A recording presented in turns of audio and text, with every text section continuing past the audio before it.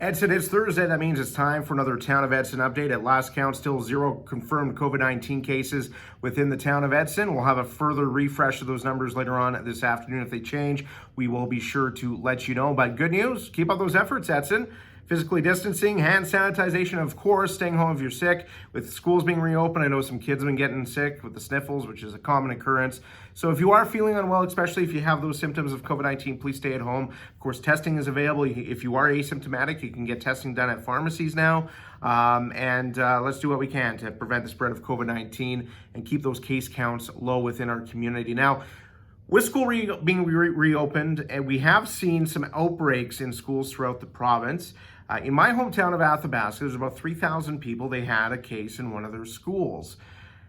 What transpired afterwards was very concerning because in the community, there were a lot of rumors, a lot of accusations, threatening type language. I hope we don't see that if we have a case here in Edson. There's no need for that. Anybody can get COVID-19. Nobody should feel bad if they do get it. They shouldn't feel shameful. You can do all the precautions you want. You still can catch it.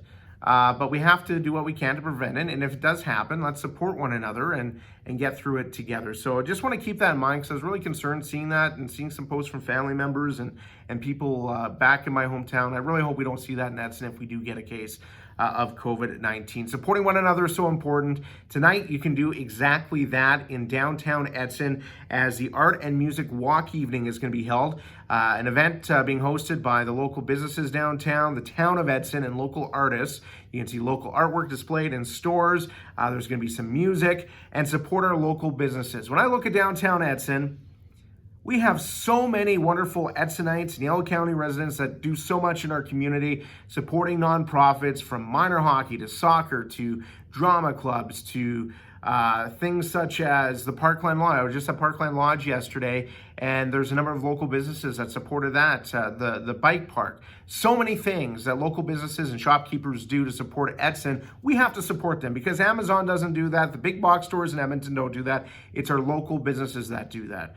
You know, people like Melissa and Brendan down at Jensen's and Louise Connolly at Times 2, Tara at the Coal Pile, Debbie Bazaire at Yellowed Flores, Leona Pelkey in your drawers, Greg and Tracy Templeton at Horizon Music and Art, Gail Mickey's, so many businesses downtown Edson that support Edson. I'm just scratching the surface. Diana and Cliff at Diana's Pets and Hobbyland. All these places support Edson so much. Let's go downtown Edson. Let's support our local business community and check out some great artwork. Listen to some great music. There's going to be a jam session in front of Horizon Music starting at 5 o'clock and support our local business community during these difficult times. That event's going to be running until 9 o'clock tonight. As I leave you today, paving is about to commence in the Westhaven neighborhood. Roadwork's been ongoing for the last number of weeks. I want to thank everybody for their patience. I know the road closure has been a huge pain, but we are almost close to completion. Hopefully the weather cooperates. By the end of the month, everything should be paved and done. So you are going to see crews moving in to do some paving in some areas over the next few days and weeks. That should once again be done by the end of the month. So just watch for signage. You won't be able to park on the streets, for example, when paving is underway. And thank you to the crews for their hard work and the residents of the Westhaven neighborhood for all your patience. I know it's been difficult, especially with school being back in, a little chaotic, but we will get this done here as quickly as we can. On that note, have yourself a great day, a great evening. As I mentioned before, if there are an update on COVID-19 numbers, we will be sure to let you know as soon as we have that information. Have a great weekend, and we'll talk to you next week.